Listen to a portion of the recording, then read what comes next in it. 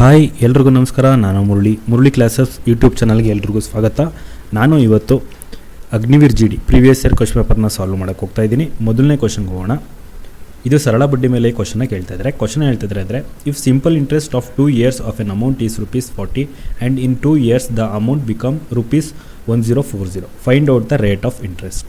ಅಂದರೆ 2 ವರ್ಷಕ್ಕೆ ಸರಳ ಬಡ್ಡಿ ₹40 ಆಗ್ತಾಯಿದೆ, ಮತ್ತು ಅಷ್ಟೇ ವರ್ಷಕ್ಕೆ ಸರಳ ಬಡ್ಡಿ ಮತ್ತು ಅಸಲು ಎರಡು ಸೇರಿ ₹1040 ಆಗ್ತದೆ. ಹಾಗಾದರೆ ಬಡ್ಡಿ ದರ ಎಷ್ಟು ಅಂತ ಈ ಕ್ವಶನಲ್ಲಿ ಕೇಳ್ತಾ ಇರೋದು. ಇದನ್ನು ಯಾವ ರೀತಿ ಸಾಲ್ವ್ ಮಾಡೋದು ನೋಡೋಣ ಬನ್ನಿ.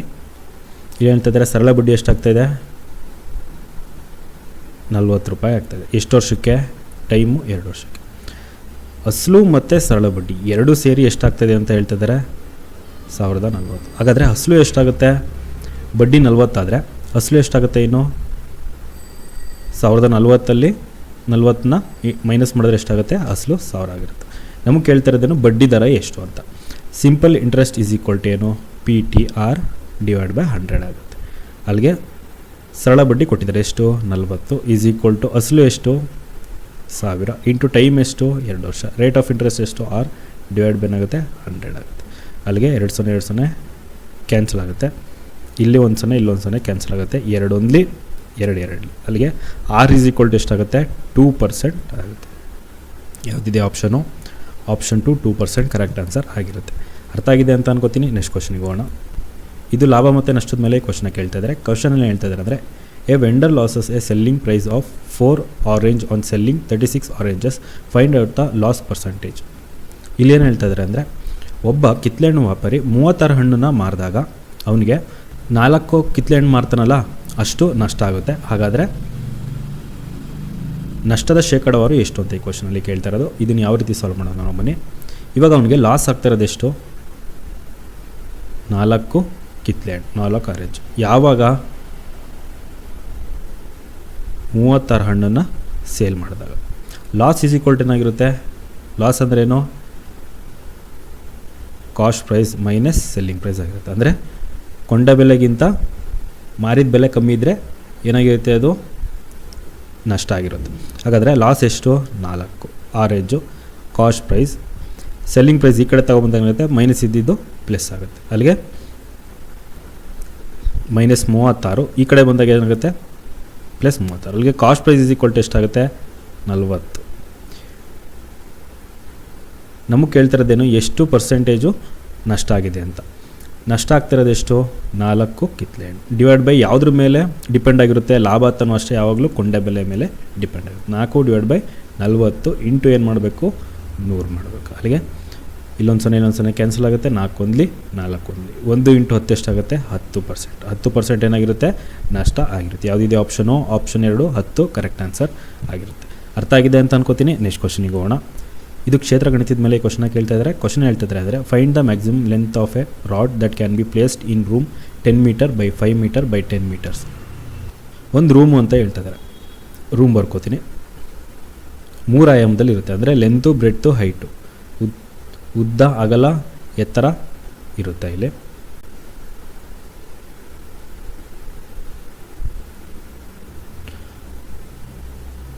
ಲೆಂತ್ ಎಷ್ಟು ಹೇಳ್ತಿದ್ರೆ? 10 ಮೀಟರು. ಅಗಲ ಎಷ್ಟು? 5 ಮೀಟರ್. ಎತ್ತರ ಎಷ್ಟು? 10 ಮೀಟರ್ ಆಗಿರುತ್ತೆ. ಇಲ್ಲಿ ಒಂದು ರಾಡನ್ನು ಪ್ಲೇಸ್ ಮಾಡ್ಬೋದು. ಎಲ್ಲಿ ಅಂದರೆ ಈ ತುದಿಯಿಂದ ಈ ತುದಿಗೆ ಒಂದು ದೊಡ್ಡ ರಾಡನ್ನು ಪ್ಲೇಸ್ ಮಾಡ್ಬೋದು. ಅದನ್ನು ಕಂಡುಹಿಡಿಯೋದು ಹೇಗೆ ಅಂತ ಅಂದರೆ ಸಿಂಪಲ್ಲು. ರೂಟ್ ಆಫ್ ಏನು ಮಾಡಬೇಕು ಅಂದರೆ ಲೆಂತು, ವಿಡ್ತು ಮತ್ತು ಹೈಟು ಅದರದ್ದು ಸ್ಕ್ವೇರ್ ಮಾಡಿ ಅಷ್ಟೇ. Root of length square plus bread square plus height square.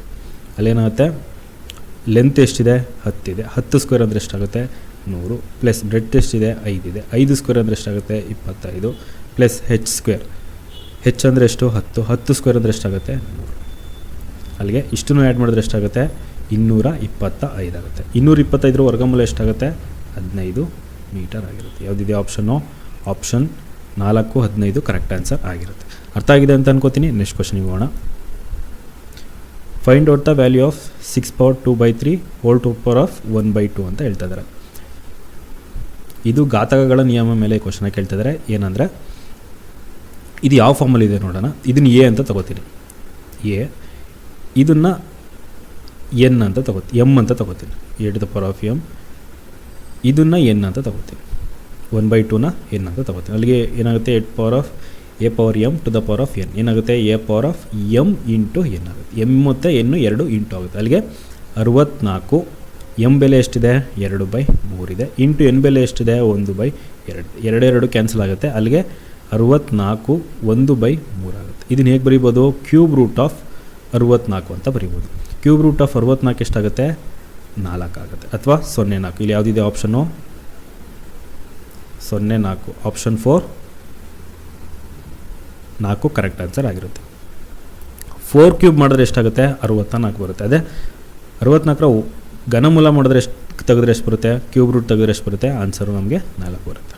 ಅರ್ಥ ಆಗಿದೆ ಅಂತ ಅನ್ಕೋತೀನಿ. ನೆಕ್ಸ್ಟ್ ಕ್ವಶನಿಗೆ ಹೋಗೋಣ. ಇದು ಸಂಖ್ಯಾ ಪದ್ಧತಿ ಮೇಲೆ ಕ್ವಶನ ಕೇಳ್ತಿದ್ದಾರೆ. ಕ್ವಶನ್ ಹೇಳ್ತಿದ್ದಾರೆ ಅಂದರೆ, if an odd number is divisible by 5 then which of the following will be one of its digit. Odd number ಅಂತ ಹೇಳ್ತಿದ್ದಾರೆ. ಆಡ್ ನಂಬರ್ ಅಂದ್ರೇನು, ಯಾವ ಸಂಖ್ಯೆ 2ರಿಂದ ಭಾಗ ಆಗಲ್ಲ ಅದನ್ನೆಲ್ಲ ಆಡ್ ನಂಬರ್ ಅಂತ ಕರಿತೀವಿ. ಇಲ್ಲಿ ಅದು 5ರಿಂದ ಭಾಗ ಆದಾಗ ಆ ಸಂಖ್ಯೆಯ ಒಂದು ಅಂಕಿ ಯಾವುದು ಅಂತ ಈ ಕ್ವಶನಲ್ಲಿ ಕೇಳ್ತಿರೋದು. ಆಡ್ ನಂಬರ್ಗಳು ಯಾವುದಾದ್ರು, 1 3 5 7 9 11 ಈ ಥರ ಬರ್ತಾ ಹೋಗ್ತವೆ. ಇಲ್ಲಿ ನಮ್ಗೇನು ಹೇಳ್ತಾ ಇದ್ದಾರೆ, ಆ ಆಡ್ ನಂಬರು ಅಂದರೆ ಆ ಬೆಸ ಸಂಖ್ಯೆ ಯಾವುದರಿಂದ ಭಾಗ ಆಗುತ್ತೆ ಅಂತ ಹೇಳ್ತಿದ್ದಾರೆ, 5ರಿಂದ ಕಂಪ್ಲೀಟಾಗಿ ಭಾಗ ಆಗುತ್ತೆ ಅಂತ ಹೇಳ್ತಾರೆ. ಹಾಗಾದರೆ 5ರಿಂದ ಭಾಗ ಆಗಬೇಕು ಅಂದರೆ ಕೊನೆ ಅಂಕಿ ಏನಾಗಿರಬೇಕು, ಕೊನೆ ಅಂಕಿ 5 ಇರಬೇಕು, ಇಲ್ಲಾಂದರೆ 0 ಇರಬೇಕು. 0 ಬಂದರೆ ಇದೇನಾಗಿರುತ್ತೆ, ಸಮ ಸಂಖ್ಯೆ ಆಗಿರುತ್ತೆ. ಅದೇ 5 ಬಂದರೆ ಏನಾಗಿರುತ್ತೆ, ಅದು ಬೆಸ ಸಂಖ್ಯೆ ಆಗಿರುತ್ತೆ. ಹಾಗಾಗಿ ಕೊನೆ ಅಂಕಿ ಏನಾಗಿರುತ್ತೆ, ಈಗ 5 5ರಿಂದ ಭಾಗ ಆಗುತ್ತೆ, 15 5ರಿಂದ ಭಾಗ ಆಗುತ್ತೆ, 25 5ರಿಂದ ಭಾಗ ಆಗುತ್ತೆ. ಹಾಗಾಗಿ ಯಾವುದಾಗುತ್ತೆ ಆಪ್ಷನು, ಆಪ್ಷನ್ 2 5 ಕರೆಕ್ಟ್ ಆನ್ಸರ್ ಆಗಿರುತ್ತೆ. ಏನಕ್ಕೆ, ಅಂಕಿ ನೋಡಿ 5 ಬರ್ತಾಯಿದೆ, ಇಲ್ಲೋ 5 ಬರ್ತಾಯಿದೆ, ಇಲ್ಲೋ 5 ಬರ್ತದೆ. ಹಾಗಾಗಿ ಆಪ್ಷನ್ 2 5 ಕರೆಕ್ಟ್ ಆನ್ಸರ್ ಆಗಿರುತ್ತೆ. ಅರ್ಥ ಆಗಿದೆ ಅಂತ ಅನ್ಕೋತೀನಿ. ನೆಕ್ಸ್ಟ್ ಕ್ವಶನಿಗೆ ಹೋಗೋಣ. Find the perimeter of a rectangle whose sides are 5 metre and 4 metre. Rectangle ಅಂತ ಹೇಳ್ತಾ ಇದ್ದಾರೆ. ರೆಕ್ಟ್ಯಾಂಗಲ್ ಅಂದ್ರೇನು, ಆಯತ. ಯಾವ ರೀತಿ ಇರುತ್ತೆ, ಈ ರೀತಿ ಇರುತ್ತೆ. ಇದರ ಸೈಡ್ಸ್ಗಳು ಕೊಟ್ಟಿದ್ದಾರೆ. ಒಂದೆಷ್ಟು 5 ಮೀಟರ್, ಇನ್ನೊಂದೆಷ್ಟು 4 ಮೀಟರ್. ಇದು 5 ಮೀಟರ್ ಆದರೆ ಇದೇನಾಗುತ್ತೆ, ಇದು 5 ಮೀಟರ್ ಆಗುತ್ತೆ. ಇದು 4 ಮೀಟರ್ ಆದರೆ ಇದೇನಾಗಿರುತ್ತೆ, ಇದು 4 ಮೀಟರ್ ಆಗಿರುತ್ತೆ. ನಮಗೆ ಪೆರಿಮೀಟರ್ ಅಂತ ಕೇಳ್ತಾ ಇದ್ದಾರೆ. ಪೆರಿಮೀಟರ್ ಅಂದರೆ ಏನರ್ಥ, ಸುತ್ತಳತೆ ಅಂತ. ಅಂದರೆ ಸುತ್ತಲಿರುವ ಅಳತೆ ಏನಾಗಿರುತ್ತೆ, ಸುತ್ತಳತೆ. ಇಲ್ಲಿ ಏನು ಮಾಡಬೇಕು, ಎಲ್ಲ ಸೈಡ್ಸ್ದು ಆ್ಯಡ್ ಮಾಡಬೇಕು. ಅಲ್ಲಿಗೆ 5 ಪ್ಲಸ್ 4 ಪ್ಲಸ್ 5 ಪ್ಲಸ್ 4 ಎಷ್ಟಾಗುತ್ತೆ, ಟೋಟಲಾಗಿ 18 ಮೀಟರ್ ಆಗಿರುತ್ತೆ. ಯಾವುದಿದೆ option, option 1 18 metre correct answer ಆಗಿರುತ್ತೆ. ಅರ್ಥ ಆಗಿದೆ ಅಂತ ಅನ್ಕೋತೀನಿ. ನೆಕ್ಸ್ಟ್ ಕ್ವಶನಿಗೆ ಹೋಗೋಣ. ಇದು ಸಂಭವನೀಯತೆ ಮೇಲೆ ಕ್ವಶನ ಕೇಳ್ತಾ ಇದ್ದಾರೆ. ಕ್ವಶನ್ ಹೇಳ್ತಾ ಇದ್ದಾರೆ ಅಂದರೆ, when a dice is thrown what will be the total number of possible outcome. ಒಂದು ಡೈನ ಮೇಲ್ಗಡೆ ಎಸ್ದಾಗ ಅದು ಎಷ್ಟು ರೀತಿ ನಂಬರ್ನ ತೋರಿಸ್ಬೋದು ಅಂತ ಈ ಕ್ವಶನಲ್ಲಿ ಕೇಳ್ತಾ ಇದ್ದಾರೆ. ಇದನ್ನು ಯಾವ ರೀತಿ ಸಾಲ್ವ್ ಮಾಡೋದು, ಡೈ ಯಾವ ರೀತಿ ಇರುತ್ತೆ, ಕ್ಯೂಬ್ ಶೇಪಲ್ಲಿ ಇರುತ್ತೆ. ಎಷ್ಟು ಮುಖ ಇರುತ್ತೆ ಇದಕ್ಕೆ, 6 ಮುಖಗಳಿರುತ್ತೆ. ಮೇಲ್ಗಡೆ 1, ಕೆಳಗಡೆ 2 ನಂಬರಿಂಗ್ ಮಾಡಿರ್ತಾರೆ. ಎಡದ ಕಡೆ 3, ಬಲದ ಕಡೆ 4, ಮುಂದ್ಗಡೆ 5, ಹಿಂದ್ಗಡೆ 6. ಎಷ್ಟು ನಂಬರಿಂಗ್ ಆಯಿತು, 6 ನಂಬರಿಂಗ್ ಮಾಡ್ತಾರೆ. ಹಾಗಾದರೆ ಈ ಡೈನ ಮೇಲ್ಗಡೆ ಎಸ್ದಾಗ ಎಷ್ಟು ನಂಬರ್ ತೋರಿಸ್ಬೋದು ಅಂತ ಕೇಳ್ತಾಯಿದ್ದಾರೆ. ಇವಾಗ 1 ತೋರಿಸ್ಬೋದು, 1ನೇ ನಂಬರು ತೋರಿಸ್ಬೋದು, 2ನೇ ನಂಬರು ತೋರಿಸ್ಬೋದು, 3ನೇ ನಂಬರು ತೋರಿಸ್ಬೋದು, 4ನೇ ನಂಬರು ತೋರಿಸ್ಬೋದು, 5ನೇ ನಂಬರು ತೋರಿಸ್ಬೋದು, 6ನೇ ನಂಬರು ತೋರಿಸ್ಬೋದು. ಓಕೆನಾ. ಇದನ್ನು ಇನ್ನೂ ಒಂದು ರೀತಿಯಲ್ಲಿ ಹೇಳ್ಬೋದು. ಹೇಗೆ ಅಂದರೆ 6 ಪವರ್ n. ಎನ್ ಅಂದರೆ ನಂಬರ್ ಆಫ್ ಡೈಸ್ ಅಂತ. ಇವಾಗ ಎಷ್ಟು ಡೈ ಕನ್ಸಿಡರ್ ಮಾಡಿದ್ದೀವಿ, ಇಲ್ಲಿ 1 ಡೈ. ಅಲ್ಲಿಗೆ 6 ಪವರ್ 1 ಈಸ್ ಈಕ್ವಲ್ ಟು ಏನಾಗುತ್ತೆ, 6 ಆಗುತ್ತೆ. ಅದೇ ಇವಾಗ 2 ಡೈ ತೊಗೊಂಡ್ರೆ ಏನಾಗುತ್ತೆ, 6 ಪವರ್ 2 ಆಗುತ್ತೆ. 6 ಪವರ್ 2 ಅಂದರೆ 6 ಇಂಟು 6. 6 ಅಂದರೆ 6 ಇಂಟು 6 ಎಷ್ಟಾಗುತ್ತೆ, 36 ರೀತಿಲಿ ಅದು ನಂಬರ್ನ ತೋರಿಸುತ್ತೆ. ಇವಾಗ ಅದೇ 3 ಡೈ ತೊಗೊಂಡ್ರೆ ಏನಾಗುತ್ತೆ, 6 ಪವರ್ ಕ್ಯೂಬ್. 6 ಪವರ್ ಕ್ಯೂಬ್ ಅಂದರೆ 6 ಇಂಟು 6 ಇಂಟು 6. ಅಲ್ಲಿಗೆ ಎಷ್ಟಾಗುತ್ತೆ, 216 ಆಗುತ್ತೆ. ಇಲ್ಲಿ ನಮಗೆ ಎಷ್ಟು ಡೈಸ್ ಎಸಿತಾರದು, 1 ಡೈಸ್. ಅಲ್ಲಿಗೇನಾಗುತ್ತೆ, 6 ಪವರ್ 1. 6 ಪವರ್ 1 ಅಂದರೆ ಎಷ್ಟು, 6 ಆಗಿರುತ್ತೆ. ಯಾವುದಿದೆ ಆಪ್ಷನು, ಆಪ್ಷನ್ 2 6 ಕರೆಕ್ಟ್ ಆನ್ಸರ್ ಆಗಿರುತ್ತೆ. ಅರ್ಥ ಆಗಿದೆ ಅಂತ ಅನ್ಕೋತೀನಿ. ನೆಕ್ಸ್ಟ್ ಕ್ವಶನಿಗೆ ಹೋಗೋಣ. ಇದು ಭಿನ್ನರಾಶಿ ಮೇಲೆ ಕ್ವಶನ ಕೇಳ್ತಿದ್ದಾರೆ. ಕ್ವಶನ್ ಹೇಳ್ತಾ ಇದ್ದಾರೆ, ಚೇಂಜ್ 0.25 ಇಂಟು ಫ್ರ್ಯಾಕ್ಷನ್. ಮೊದಲೇನು ಮಾಡ್ತೀನಿ ನಾನು, 0.25 ಇದೆ. ನಂಬರ್ನ ಹಾಗೆ ಬರ್ಕೋತೀನಿ, ಬರೀ ನಂಬರ್ ಬರ್ಕೋತೀನಿ, 2 5 ಬರ್ಕೋತೀನಿ. ಈ ಪಾಯಿಂಟನ್ನು ಏನಂತ ಕರಿಬೋದು ಅಂದರೆ 1 ಅಂತ ಕರಿಬೋದು. ಪಾಯಿಂಟ್ ಆದಮೇಲೆ ಎಷ್ಟು ಅಂಕಿ ಇದೆ, 2 ಮತ್ತು 5, 2 ಅಂಕಿ ಇದೆ, 2 0 ಬರುತ್ತೆ. ಇವಾಗ ಇದು 25 ಮತ್ತು 100. ಎಷ್ಟಿನ ಭಾಗ ಆಗುತ್ತೆ 25 ಓನ್ಲಿ 25 4 ಅಲ್ಲಿಗೆ 1/4 ಆನ್ಸರ್ ಆಗಿರುತ್ತೆ. ಯಾವುದಿದೆ ಆಪ್ಷನು ಆಪ್ಷನ್ 2 1/4 ಕರೆಕ್ಟ್ ಆನ್ಸರ್ ಆಗಿರುತ್ತೆ. ಅರ್ಥ ಆಗಿದೆ ಅಂತ ಅನ್ಕೋತೀನಿ. ನೆಕ್ಸ್ಟ್ ಕ್ವಶನಿಗೆ ಹೋಗೋಣ. ಇದು ಲಾಭ ಮತ್ತು ನಷ್ಟದ ಮೇಲೆ ಕ್ವಶನ್ ಹೇಳ್ತಾ ಇದ್ದಾರೆ. ಕ್ವಶನ್ ಹೇಳ್ತಾ ಇದ್ದಾರೆ ಅಂದರೆ A man loses ₹40 by selling A watch for ₹660 find the loss percentage. ಒಬ್ಬ ವ್ಯಕ್ತಿ ಒಂದು ವಾಚ್ನ ₹660 ಮಾರಿದಾಗ ಅವನಿಗೆ ₹40 ನಷ್ಟ ಆಗ್ತಾಯಿದೆ. ಹಾಗಾದರೆ ನಷ್ಟದ ಶೇಕಡಾವಾರು ಎಷ್ಟು ಅಂತ ಈ ಕ್ವಶನಲ್ಲಿ ಕೇಳ್ತಾ ಇರೋದು. ಇವಾಗ ಅವನು ಮಾರ್ತಾ ಇರೋದು ಎಷ್ಟಕ್ಕೆ 660. ಇದರಿಂದ ಎಷ್ಟು ರೂಪಾಯಿ ಅವನಿಗೆ ಲಾಸ್ ಆಗ್ತಾ ಇರೋದು ₹40. ಹಾಗಾದರೆ ಕೊಂಡ ಬೆಲೆ ಏನಾಗಿರುತ್ತೆ, ಕೊಂಡ ಬೆಲೆ ಈಸ್ ಈಕ್ವಲ್ ಟು 660 ಪ್ಲಸ್ 40 ಮಾಡಿದ್ರೆ ಏನಾಗಿರುತ್ತೆ, ಕೊಂಡ ಬೆಲೆ ಸಿಗುತ್ತೆ. ಎಷ್ಟು ಕೊಂಡ ಬೆಲೆ 700. ಕರೆಕ್ಟ್ ಅಲ್ವಾ? ₹700 ತಂದಿರ್ತಾನೆ, ₹660 ಮಾರ್ತಾ ಇದ್ದಾನೆ ಅಂದರೆ ಎಷ್ಟು ನಷ್ಟ ಆಗ್ತಾಯಿದೆ, ₹40 ನಷ್ಟ ಆಗ್ತಾಯಿದೆ. ಲಾಭ ಅಥವಾ ನಷ್ಟ ಯಾವುದ್ರ ಮೇಲೆ ಡಿಪೆಂಡ್ ಆಗಿರುತ್ತೆ, ಯಾವಾಗಲೂ ಕೊಂಡ ಮೇಲೆ ಡಿಪೆಂಡ್ ಆಗಿರುತ್ತೆ. ಇವಾಗ ನಷ್ಟ ಆಗ್ತಾ ಇರೋದು ಎಷ್ಟು 40, ಕೊಂಡ ಬೆಲೆ ಎಷ್ಟು 700 ಇಂಟು ಏನು ಮಾಡಬೇಕು 100ರಿಂದ ಇಂಟು ಮಾಡಿ ನಿಮಗೆ ಆನ್ಸರ್ ಸಿಗುತ್ತೆ. 0 ಕ್ಯಾನ್ಸಲ್ ಆಗುತ್ತೆ. 40 7ರಿಂದ ಭಾಗ ಮಾಡಿದ್ರೆ 7 5 ಎಷ್ಟಾಗುತ್ತೆ 35. 40ರಲ್ಲಿ 35 ಕಳೆದ್ರೆ 5 ಬರುತ್ತೆ. ಮತ್ತು ಪಾಯಿಂಟ್ ಹಾಕಿದ್ರೆ 0 ಬರುತ್ತೆ. 7 7 ಎಷ್ಟಾಗುತ್ತೆ 49 ಆಗುತ್ತೆ. ಎಷ್ಟು ಬರುತ್ತೆ 0 1 ಬರುತ್ತೆ. ಇಲ್ಲಿ ಯಾವುದಿದೆ ಆಪ್ಷನ್ ನೋಡಿ, ಯಾವುದು 5.71% ಇದೆ. ಇಲ್ಲಿ ಬಂದಿದೆ ಎಷ್ಟು 5.7 ಇದೆ. ಕರೆಕ್ಟ್ ಆನ್ಸರ್ ಆಗಿರುತ್ತೆ. ಅರ್ಥ ಆಗಿದೆ ಅಂತ ಅನ್ಕೋತೀನಿ. ನೆಕ್ಸ್ಟ್ ಕ್ವಶನಿಗೆ ಹೋಗೋಣ. ಇದು ಸರಳ ಬಡ್ಡಿ ಮೇಲೆ ಕ್ವಶನ್ ಕೇಳ್ತಿದ್ದಾರೆ. ಕ್ವಶನ್ ಹೇಳ್ತಿದ್ದಾರೆ ಅಂದರೆ find the simple interest for 4 months on a principal amount of ₹600 at 5% rate of interest per annum.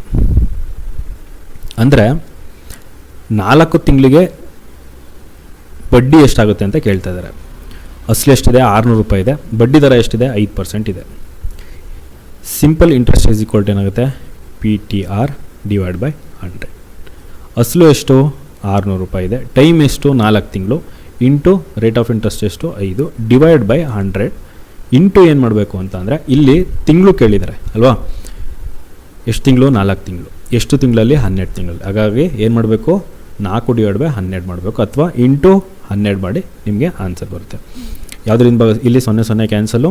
4 1 4 3 3 1 3 2 ಅಲ್ಲಿಗೆ 2 ಇಂಟು 5 ಎಷ್ಟಾಗುತ್ತೆ 10 ಆಗುತ್ತೆ. ಅಲ್ಲಿಗೆ ಎಷ್ಟು ರೂಪಾಯಿ ಬಡ್ಡಿ ಸಿಗ್ತಾಯಿದೆ ಅವನಿಗೆ ₹10 ಬಡ್ಡಿ ಸಿಗ್ತಾಯಿದೆ. ಇನ್ ಕೇಸ್ ಇವಾಗ ಇದು ತಿಂಗಳು ಬದಲು ಟೈಮ್ನ ದಿನ ಕೊಟ್ಟಿದ್ರು ಅಂತ ಅಂದ್ಕೊಳ್ಳೋಣ. ದಿನ ಇವಾಗ ಒಂದು 20 ದಿನ ಕೊಟ್ಟಿದ್ರು ಅಂತ ಅಂದ್ಕೊಳ್ಳೋಣ. ಹೇಗೆ ಮಾಡೋದು ಇದನ್ನು, simple interest is equal to ಏನಾಗುತ್ತೆ ಅಸಲೆಷ್ಟು 600 ಇಂಟು ಬಡ್ಡಿ ಎಷ್ಟು 5% ಇಂಟು ದಿನ ಎಷ್ಟು 20 ಡಿವೈಡ್ ಬೈ ಏನು ಮಾಡಬೇಕು 100 ಇಂಟು ದಿನ ಕೇಳ್ತಾ ಇದ್ರೆ ಏನು ಮಾಡಬೇಕು 365ರಿಂದ ಭಾಗ ಮಾಡಬೇಕು. ತಿಂಗಳು ಕೇಳಿದ್ರೆ 12 ತಿಂಗಳಿಂದ ಭಾಗ ಮಾಡಬೇಕು. ದಿನ ಕೇಳಿದ್ರೆ 365ರಿಂದ ಭಾಗ ಮಾಡಬೇಕು. ಬಟ್ ವರ್ಷ ಕೇಳಿದ್ರೆ ಯಾವುದರಿಂದನೂ ಭಾಗ ಮಾಡೋಂಗಿಲ್ಲ. ಎಷ್ಟು ವರ್ಷ ಇರುತ್ತೆ ಅಷ್ಟೇ ವರ್ಷ ಹಾಕ್ಕೊಂಡ್ರೆ ಆನ್ಸರ್ ಬರುತ್ತೆ. ಅರ್ಥ ಆಗಿದೆ ಅಂತ ಅನ್ಕೋತೀನಿ. ನೆಕ್ಸ್ಟ್ ಕ್ವಶನಿಗೆ ಹೋಗೋಣ. The LCM of 12, 24 and 30 is. ಇದು ಲಸ ಮತ್ತು ಮಸಾದ ಮೇಲೆ ಕ್ವಶನ ಕೇಳ್ತಾ ಇದ್ದಾರೆ. ಏನು ಹೇಳ್ತಾ ಇದ್ದಾರೆ 12, 24 ಮತ್ತು 30ರ ಲಸಹ ಎಷ್ಟು ಅಂತ ಈ ಕ್ವಶನಲ್ಲಿ ಕೇಳ್ತಾ ಇದ್ದಾರೆ. ಯಾವುದರಿಂದ ಭಾಗ ಆಗುತ್ತೆ 6ರಿಂದ ಭಾಗ ಆಗುತ್ತೆ. 6 2 6 4 6 5 ಮತ್ತು 2 ಮತ್ತು 4 ಸಾಮಾನ್ಯ ಸಂಖ್ಯೆಯಿಂದ ಭಾಗ ಆಗುತ್ತೆ. ಯಾವುದರಿಂದ 2ರಿಂದ 2 1 2 2 5. ಅಲ್ಲಿಗೆ LCM ಎಷ್ಟಾಗುತ್ತೆ, LCM ಏನು ಮಾಡಬೇಕು ಇಷ್ಟನ್ನು ಇಂಟು ಮಾಡಿ 6 2 2 5. ಅಲ್ಲಿಗೆ 6 2 12 12 ಇಂಟು 2 24 24 ಇಂಟು 5 ಎಷ್ಟಾಗುತ್ತೆ 120 ಆಗುತ್ತೆ. LCM ಎಷ್ಟು 120 ಆಗಿರುತ್ತೆ. ಯಾವುದಿದೆ ಆಪ್ಷನು ಆಪ್ಷನ್ 4 120 ಕರೆಕ್ಟ್ ಆನ್ಸರ್ ಆಗಿರುತ್ತೆ. ಅರ್ಥ ಆಗಿದೆ ಅಂತ ಅನ್ಕೋತೀನಿ. ನೆಕ್ಸ್ಟ್ ಕ್ವಶನ್ಗೆ ಹೋಗೋಣ. Find the largest number among the following that divides 245 and 1029 living reminder 5 in each case. ಇದು ಸಂಖ್ಯಾ ಪದ್ಧತಿ ಮೇಲೆ ಈ ಕ್ವಶನ್ ಕೇಳ್ತಾ ಇದ್ದಾರೆ. ಕ್ವಶನ್ ಹೇಳ್ತಾ ಇದ್ದಾರೆ ಅಂದರೆ ಒಂದು ದೊಡ್ಡ ಸಂಖ್ಯೆಯಿಂದ 245 ಮತ್ತು 1029 ಭಾಗ ಮಾಡಿದಾಗ ಶೇಷ 5 ಬರ್ತಾ ಇದೆ. ಹಾಗಾದರೆ ಆ ಸಂಖ್ಯೆ ಯಾವುದು ಅಂತ ಈ ಕ್ವಶನಲ್ಲಿ ಕೇಳ್ತಾ ಇರೋದು. 245 ಮತ್ತು 1029 ಒಂದು ದೊಡ್ಡ ಸಂಖ್ಯೆ, ಇವೆರಡನ್ನು ಒಂದು ದೊಡ್ಡ ಸಂಖ್ಯೆಯಿಂದ ಭಾಗ ಮಾಡಿದಾಗ ಎಕ್ಸ್ ಅಂತ ತಗೋತೀನಿ. ಭಾಗ ಮಾಡಿದಾಗ ಎಷ್ಟು ಬರ್ತಾಯಿದೆ ಶೇಷ 5 ಬರ್ತಾಯಿದೆ. ಇವಾಗ ಏನು ಮಾಡಬೇಕು 245ರಲ್ಲಿ -5 ಮಾಡಿ, ಇಲ್ಲೂ 1029ರಲ್ಲಿ -5 ಮಾಡಿ. ಅಲ್ಲಿಗೆ ಎಷ್ಟಾಗುತ್ತೆ 240 ಮತ್ತು 1024. ಈ ಎರಡು ಸಂಖ್ಯೆಯಿಂದ ಈ ಎರಡು ಸಂಖ್ಯೆನ ಒಂದು ದೊಡ್ಡ ಸಂಖ್ಯೆ ಯಾವ್ದು ಭಾಗ ಮಾಡುತ್ತೆ ನೋಡಿ. ಯಾವುದರಿಂದ ಭಾಗ ಮಾಡ್ಬೋದು, ಇದು 4ರಿಂದ ಭಾಗ ಆಗುತ್ತೆ. ಹೇಗೆ ಕೊನೆ 2 ಅಂಕಿ ನೋಡಿ, ಇಲ್ಲಿ ಕೊನೆ 2 ಅಂಕಿ ನೋಡಿ, 4ರಿಂದ ಭಾಗ ಆಗುತ್ತೆ. 4 60 ಎಷ್ಟಾಗುತ್ತೆ 240 ಮತ್ತು 4 2 8 10ರಲ್ಲಿ 8 ಹೋದರೆ 2 ಉಳಿಯುತ್ತೆ. 4 5ಲಿ 20, ಎಷ್ಟು ಉಳಿತು? 2 ಉಳಿತು. 4 6ಲಿ ಎಷ್ಟು? 24 ಆಗುತ್ತೆ. ಮತ್ತು ಇದು ಯಾವುದರಿಂದ ಭಾಗ ಆಗುತ್ತೆ? 4ರಿಂದನೇ ಭಾಗ ಆಗುತ್ತೆ. ಕೊನೆ 2 ಅಂಕಿ 60 ಇದೆ, ಇಲ್ಲಿ 56 ಇದೆ, 4ರಿಂದ ಭಾಗ ಆಗುತ್ತೆ. 4ರಿಂದ ಭಾಗ ಆದರೆ 4 15ಲಿ 60, ಮತ್ತು 4 6ಲಿ 24, 1 ಕ್ಯಾರಿ, 4 4ಲಿ ಎಷ್ಟು? 16. ಮತ್ತು 15 16 ಒಂದು ಸಾಮಾನ್ಯ ಸಂಖ್ಯೆಯಿಂದ ಭಾಗ ಆಗಲ್ಲ. ಏನು ಮಾಡಬೇಕು? ಎರಡನ್ನೂ ಇಂಟು ಮಾಡಿ ಎಷ್ಟಾಗುತ್ತೆ? 4 ಇಂಟು 4 ಎಷ್ಟಾಗುತ್ತೆ? 16 ಆಗುತ್ತೆ. ಅಲ್ಲಿಗೆ 245 ಮತ್ತು 129ನ 16ರಿಂದ ಭಾಗ ಮಾಡಿದಾಗ ಪ್ರತಿ ಕೇಸಲ್ಲೂ ಎಷ್ಟು ಬರುತ್ತೆ? ಶೇಷ 5 ಬರುತ್ತೆ. ಯಾವುದಿದೆ ಆಪ್ಷನು? ಆಪ್ಷನ್ 16 ಕರೆಕ್ಟ್ ಆನ್ಸರ್ ಆಗಿರುತ್ತೆ. ಬೇಕಾದರೆ ಡಿವೈಡ್ ಮಾಡಿ ನೋಡಿ. 245ನ 16ರಿಂದ ಭಾಗ ಮಾಡಿ, 1029ನ 16ರಿಂದ ಭಾಗ ಮಾಡಿ, ಶೇಷ ಎಷ್ಟು ಬರುತ್ತೆ? ಇಲ್ಲೂ 5 ಬರುತ್ತೆ ಮತ್ತು ಇಲ್ಲೂ 5 ಬರುತ್ತೆ. ಅರ್ಥ ಆಗಿದೆ ಅಂತ ಅನ್ಕೋತೀನಿ. ನೆಕ್ಸ್ಟ್ ಕ್ವಶನ್ ಹೋಗೋಣ. ಇದು ವರ್ಗ ಮೇಲೆ ಈ ಕ್ವಶನ ಕೇಳ್ತಾ ಇದ್ದಾರೆ. ಕ್ವಶನ್ ಹೇಳ್ತಾ ಇದ್ದಾರೆ ಅಂದರೆ 102 ಹೋಲ್ ಸ್ಕ್ವೇರ್ ಇದ್ರ ಬೆಲೆ ಎಷ್ಟು ಬರುತ್ತೆ ಅಂತ ಕೇಳ್ತಾ ಇದ್ದಾರೆ.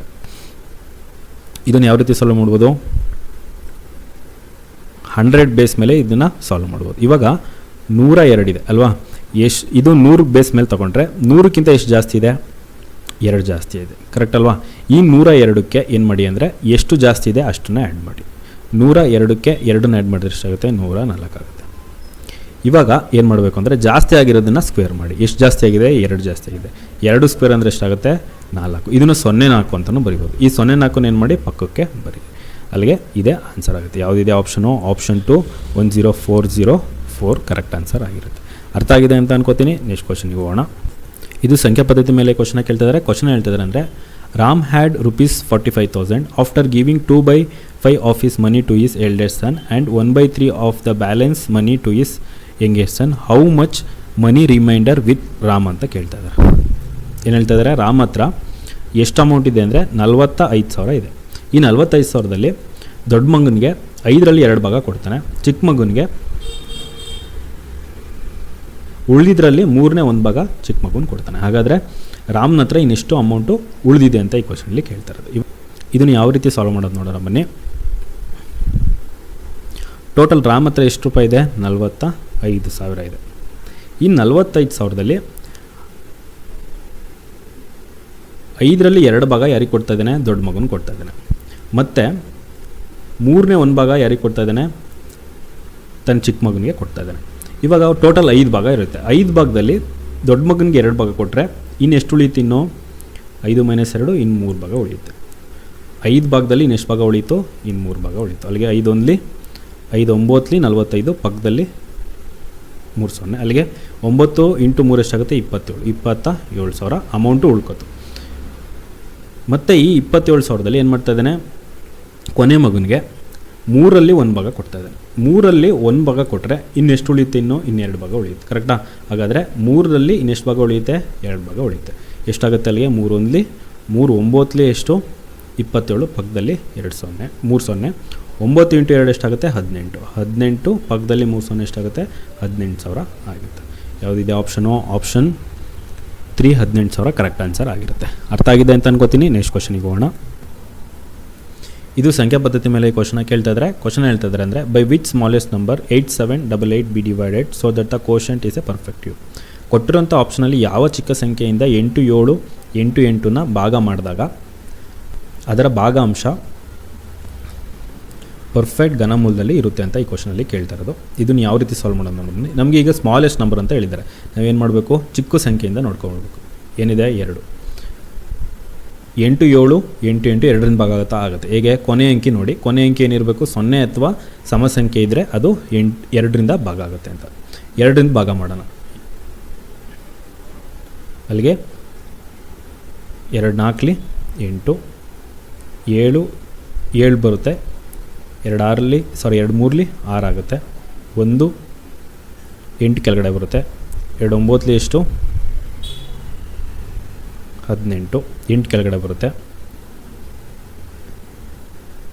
2 4ಲಿ ಎಷ್ಟು? 8 ಆಗುತ್ತೆ.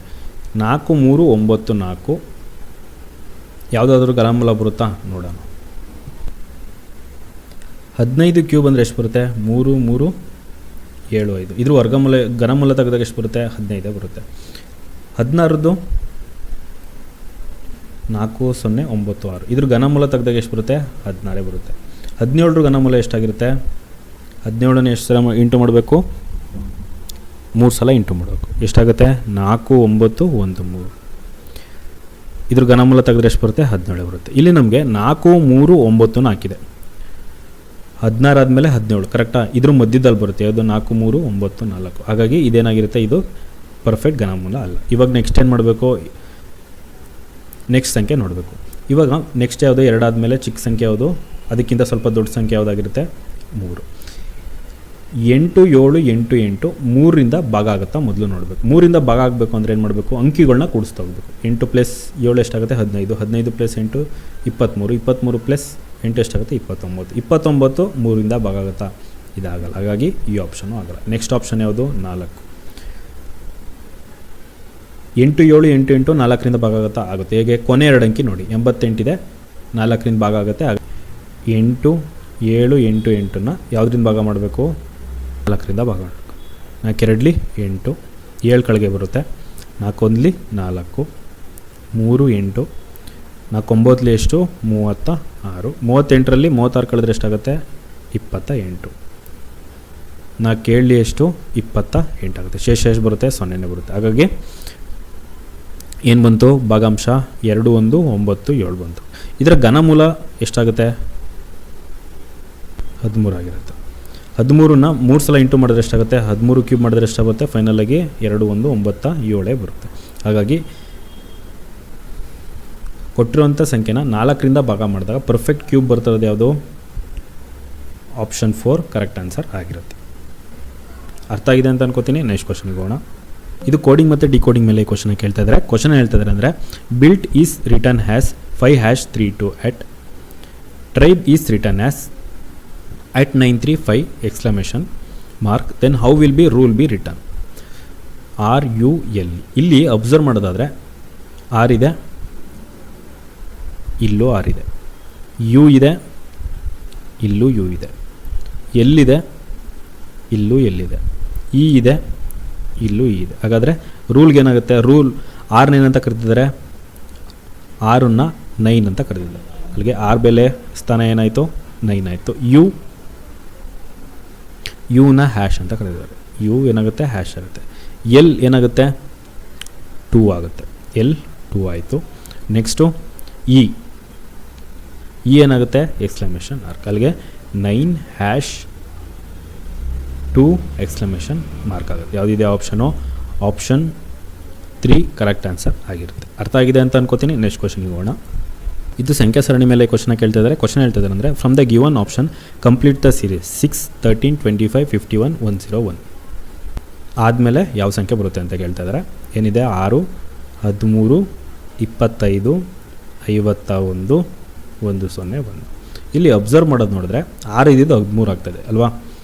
6 × 2 + 1 ಮಾಡಿದಾಗ ಏನಾಗುತ್ತೆ? 13 ಆಗುತ್ತೆ. 6 2 12 + 1 ಎಷ್ಟಾಗುತ್ತೆ? 13 ಆಗುತ್ತೆ. ಇಲ್ಲಿ 13 × 2 ಎಷ್ಟಾಗುತ್ತೆ? 26. 26 - 1 ಏನಾಗುತ್ತೆ? 25 ಆಗುತ್ತೆ. ಇಲ್ಲಿ ಒಂದು ಪ್ಲಸ್ ಮಾಡ್ತಾ ಇದ್ದಾರೆ, ಇಲ್ಲಿ ಒಂದು ಮೈನಸ್ ಮಾಡ್ತಾರೆ. ಇಂಟು 2 ಮಾಡಿ ಒಂದು ಕಡೆ ಪ್ಲಸ್ ಮಾಡ್ತಾ ಇದ್ದಾರೆ, ಒಂದು ಕಡೆ ಮೈನಸ್ ಮಾಡ್ತಾರೆ. ಇಲ್ಲೇನಾಗುತ್ತೆ? 25 × 2 ಇಲ್ಲೇನು ಮಾಡಬೇಕು? +1 ಆ್ಯಡ್ ಮಾಡಬೇಕು. ಅಲ್ಲಿಗೆ ಎಷ್ಟಾಯಿತು? 51. ಇಲ್ಲೇನಾಗುತ್ತೆ? 51 × 2 - 1 ಮಾಡಿದ್ರೆ ಎಷ್ಟಾಗುತ್ತೆ? 101 ಆಗುತ್ತೆ. ನೆಕ್ಸ್ಟ್ ಏನು ಮಾಡಬೇಕು? ಫಸ್ಟು ಪ್ಲಸ್, ಆಮೇಲೆ ಮೈನಸ್, ಪ್ಲಸ್ ಮೈನಸ್. ಇವಾಗ ಏನು ಮಾಡಬೇಕು? ಪ್ಲಸ್ ಮಾಡಬೇಕು. 101 ಜೊತೆ 2ನ್ನ ಇಂಟು ಮಾಡಿ ಏನು ಮಾಡಬೇಕು? 101 ಜೊತೆ 2 ಇಂಟು ಮಾಡಿ ಏನು ಮಾಡಬೇಕು? +1 ಆ್ಯಡ್ ಮಾಡಬೇಕು. ಅಲ್ಲಿಗೆ 101 × 2 ಎಷ್ಟಾಗುತ್ತೆ? 202. 202 + 1 ಎಷ್ಟಾಗುತ್ತೆ? 203 ಆಗುತ್ತೆ. ಯಾವುದಿದೆ ಆಪ್ಷನು?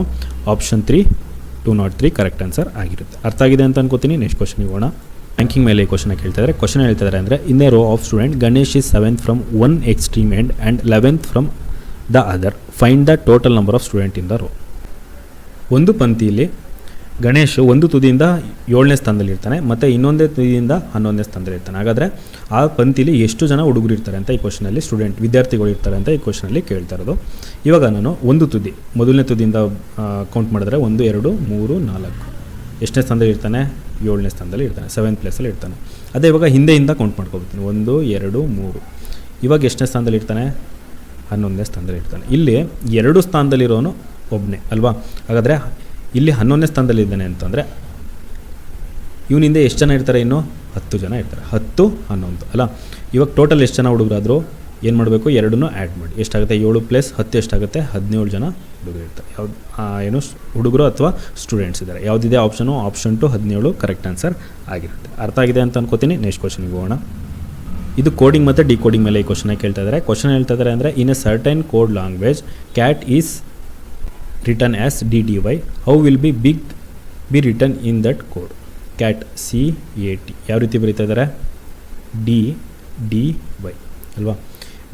C ಆದಮೇಲೆ ಏನು ಬರುತ್ತೆ, D, ಅಲ್ಲಿಗೆ +1 ಆಯಿತು. ಇಲ್ಲಿ A ಆದಮೇಲೆ ಏನು ಬರ್ತಾಯಿದೆ, D ಬರ್ತಾಯಿದೆ. ABCD ಅಲ್ಲಿಗೆ ಎಷ್ಟಾಯಿತು, +3 ಆಯಿತು ಅಲ್ಲ.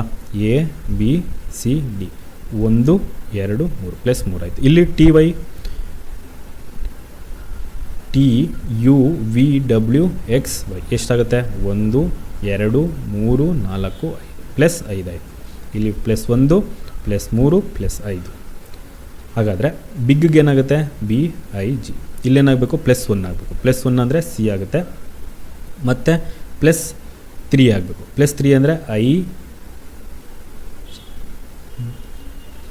IJKL 1 2 3 L ಬರುತ್ತೆ. ನೆಕ್ಸ್ಟು G ಆದಮೇಲೆ ಎಷ್ಟು ಲೆಟ್ರ್ ಆದಮೇಲೆ, G ಆದಮೇಲೆ ಲೆಟ್ರ್ ಬರಬೇಕು, 5 ಲೆಟ್ರ್ ಆದಮೇಲೆ GHIJKL 1 2 3 4 5 ಅಲ್ಲಿಗೆ G ಆದಮೇಲೆ ಯಾವ್ದು ಬರುತ್ತೆ, L ಬರುತ್ತೆ. ಅಲ್ಲಿಗೆ ಯಾವುದಾಗುತ್ತೆ ಆಪ್ಷನು, ಆನ್ಸರ್ CLL. ಆಪ್ಷನ್ ಯಾವುದು, ಆಪ್ಷನ್ 2 ಕರೆಕ್ಟ್ ಆನ್ಸರ್ ಆಗಿರುತ್ತೆ. ಅರ್ಥ ಆಗಿದೆ ಅಂತ ಅನ್ಕೋತೀನಿ. ನೆಕ್ಸ್ಟ್ ಕ್ವಶನಿಗೆ ಹೋಗೋಣ.